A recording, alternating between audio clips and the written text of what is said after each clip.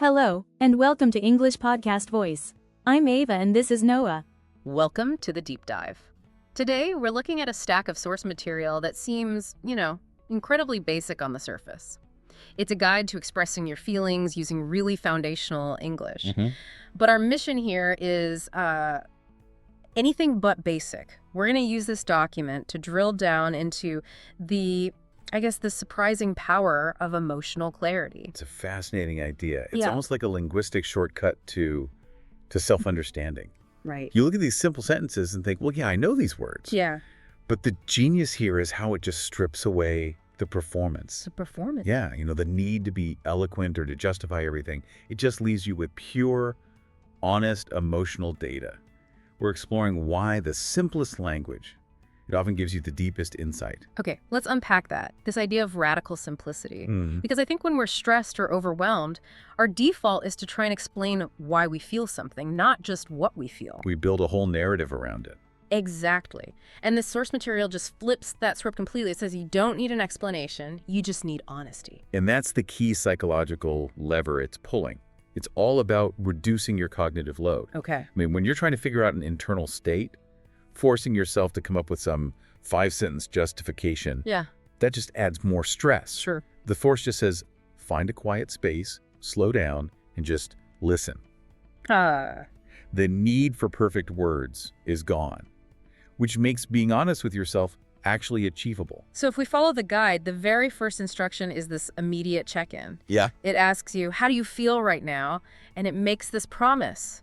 One word is enough. It's so liberating, isn't it? The goal is just instant self-reporting. You You'll- might feel calm or tired or happy. Yeah. By keeping the vocabulary so limited, it encourages speed and sincerity. You don't have time to second-guess the answer. And it also legitimizes what might be the most honest answer at all, especially when we're feeling mixed up. Which is I don't know, that uncertainty is accepted as a totally valid emotional state. absolutely. And the foundational phrase it teaches is built on that same simplicity. I feel tired. I feel calm. That I feel X structure. Yeah, it becomes an anchor.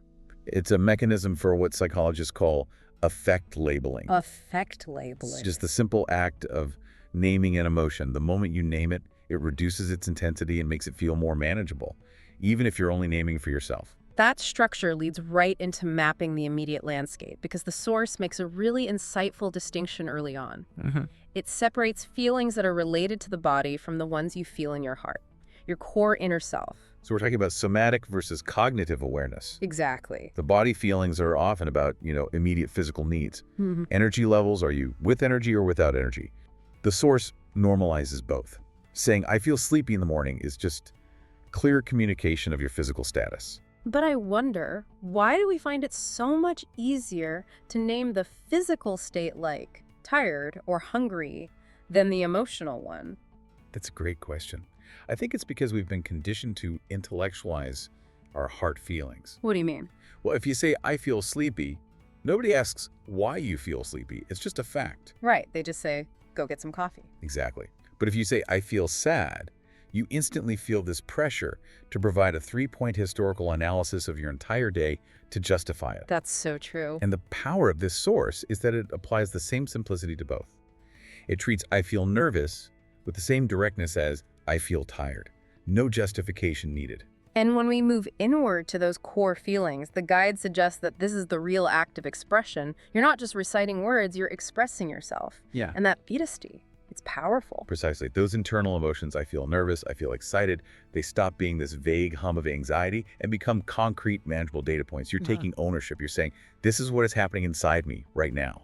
Okay, so a key insight that runs through this entire source is that these feelings are, well, they're dynamic. Section 2 is all about the reality that feelings just don't stay the same. And this normalization is so crucial. We often feel this pressure to maintain some kind of emotional equilibrium, to be consistent. To be fine. Right, to be fine. Yeah. But the source makes it so clear. Your feelings change with time, and they change with situations. They're meant to flow. They're meant to shift.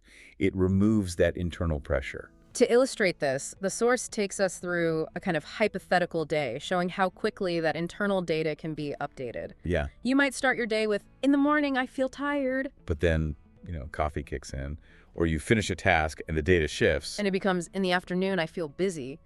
And then as the workday ends, that busy energy fades and it's replaced by, in the evening, I feel relaxed. They're not deep philosophical statements. No. But the source notes, they're very useful for daily communication. The utility here is actually profound. How so? Well, imagine communicating that shift to a partner or a coworker. Instead of just grunting and retreating when you're tired, you simply state it. You communicate the transition. It builds immediate empathy because you've clearly defined your own landscape for them. So we've tracked the internal clock, and now we move outward to the triggers. Section 3 introduces the idea that our emotional shifts often come from outside of us. Right, from external interactions, people, family, work. It gives these simple equations. Kindness from someone leads to, I feel happy today. And rudeness leads to, I feel sad today.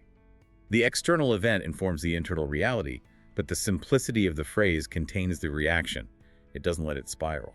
And this brings us to the spectrum of sadness. And this is where the source offers a really compassionate perspective. I think this is essential. What does it say? It states very clearly, sad feelings are not bad. They are part of being human. That's a huge mental shift. It gives you permission to just inhabit that state without judging yourself for it. The goal is expression, not immediate correction. You don't have to fix it. Or hide it. Or feel guilty about it. And the simple language gives you options for modulation. You don't have to be devastated. Right. You can just say, I feel a little sad, or even I feel okay. And that last one is so interesting. It's the expression of a neutral baseline state that doesn't need more investigation. But wait, doesn't saying I feel a little sad sometimes feel like you're glossing over something really complex? Yeah. I mean, if you've had a genuinely hard day, isn't that just too simple? That's where the power of affect labeling comes back in. The goal isn't to solve the problem with the sentence. Okay. The goal is to create a little bit of space between you and the emotion. By naming it simply, even if it feels incomplete, you interrupt the emotional tidal wave. You're moving from being swept away by the feeling to observing the feeling. Oh, I see. And the source acknowledges this complexity beautifully with the idea of emotional blending. Yes, that acknowledgement that we rarely feel just one thing. We can feel many things at the same time. Right. Maybe you're a little tired, a little hopeful, a little worried, all at once. And the guide provides that perfect summary phrase for it. I feel many things today. That phrase, it just captures the full, messy reality of being human without needing a bunch of complicated words. It's an incredibly efficient way to communicate internal complexity. It accepts the contradiction. Yeah. And that leads us perfectly into Section 4, where we shift from external triggers back to the internal ones. Yeah. Because sometimes these feelings don't come from other people. They just arise from your thoughts when you're thinking about the future or your goals. The internal triggers of worry and hope.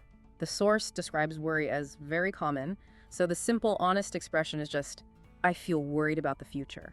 And this is where the source provides that powerful counterbalance. It immediately introduces hope, that small light inside. I feel hopeful. Yeah.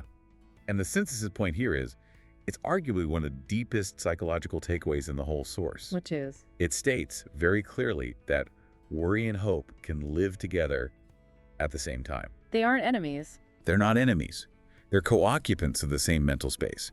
That realization is critical for self-compassion. If you only allow yourself to express hope, you suppress the worry and it just grows larger. And if you only express worry, you become overwhelmed. Exactly. The simple act of labeling both at the same time validates the fear while still affirming the aspiration. The source also introduces a kind of fatigue that's purely internal. Not physical tired, but mental tired. My mind feels tired, or I feel mentally tired. And that simple phrasing lets you decouple exhaustion from physical exertion, which is a surprisingly advanced step in self-diagnosis. It is. Recognizing mental fatigue allows you to treat it with actual rest, not just trying to power through it. But the most crucial element in this whole section, the act of radical self-acceptance, is the sentence you offer yourself. It is okay to feel this way. The source is so explicit about this. When you say this, you are being kind to yourself. It just reframes the entire internal dialogue. It's pure, non-judgmental acknowledgement. And the guide offers the strongest possible validation here. You're not weak, you are human. This truth is delivered in the simplest possible language. It tells you that even just saying, I don't know how I feel, is itself a powerful form of honesty. So as we move toward the end of the day, Section 5 guides us through the full spectrum of emotional intensity. We've covered the soft and gentle feelings, but sometimes the feeling is stronger. Like angry or frustrated. Right, and the source is firm. You should not be afraid of these feelings. If the goal is honesty, you have to be honest about the strength of the feeling. I feel angry. I feel frustrated. They're not complex sentences, but they carry intense weight. And the act of expressing them simply is the beginning of managing them. When you look at them and accept them, you start pushing them away. But if we're only using these simple words, how do we handle strong, maybe even destructive emotions without oversimplifying what triggered them? I think the simplicity is the safety mechanism. Yeah. When you're intensely frustrated, trying to articulate a sophisticated breakdown of all the injustices that led to it, that usually just escalates the feeling. It feeds the fire. It feeds the fire. By forcing yourself back to the simple, I feel frustrated, you prevent the feeling from consuming your whole identity. You name it, and it immediately shrinks in size. And that makes real communication possible again. Or at least internal reflection. And the guide then contrasts these strong feelings with the quiet, gentle ones that come with rest or small successes. Things like soft happiness or feeling peaceful. That feeling of peacefulness is described so beautifully. Mind is quiet, heart is calm. And often you land on thankful, even if it's just for small comforts. And the core philosophical takeaway of the whole thing is summarized in one final affirmation for this section. My feelings are important. They absolutely are. And as we move into that final reflection, the guide provides these simple nighttime phrases for closure. You can acknowledge complexity by saying, "Today I felt many emotions." Or honestly note the difficulty. Today was not easy. Yeah, or "Some things were hard today." This moment of reflection is about synthesizing the day's data. You're just noticing the story of your emotional life over the last 12 hours without judging it. It's the final inventory before you rest. And that leads to the ultimate act of self-kindness, the phrase for closing the day, "I did my best today." And the source notes that this sentence is important because it is true. Whether your best resulted in success or failure, that simple sentence, "I did my best," it's just a bedrock of self-compassion. It accepts the effort, regardless of the outcome. And it sets the stage for the final, gentle feeling the source wants us to carry into rest. Acceptance. You accept your day, you accept the complexity you named so simply, you accept yourself. And the source gives us that final, quiet sentence for the state. I accept how I feel. That statement, it says, is what brings quiet peace. The whole journey through these simple words, it just demonstrates that the deepest self-mastery, it's not achieved by articulating complex philosophies. It's achieved by finding the bravery for simple, clear honesty. So, what does this realization of emotional clarity mean for you, the listener? The source leaves us with a final thought on growth. Every time you listen, every time you repeat, every time you feel, you are growing. This deep dive shows us that we spend so much time trying to articulate complex ideas to the world, but maybe the most powerful communication, the one that truly unlocks internal peace, it's the bravery to articulate simple honesty to yourself. That quiet acceptance. That quiet acceptance is maybe the greatest measure of self-mastery you can achieve. Think about that as you face your next day. Which single word best describes your truth right now? If you found this episode helpful, don't forget to subscribe and tell in the comments from where you are watching.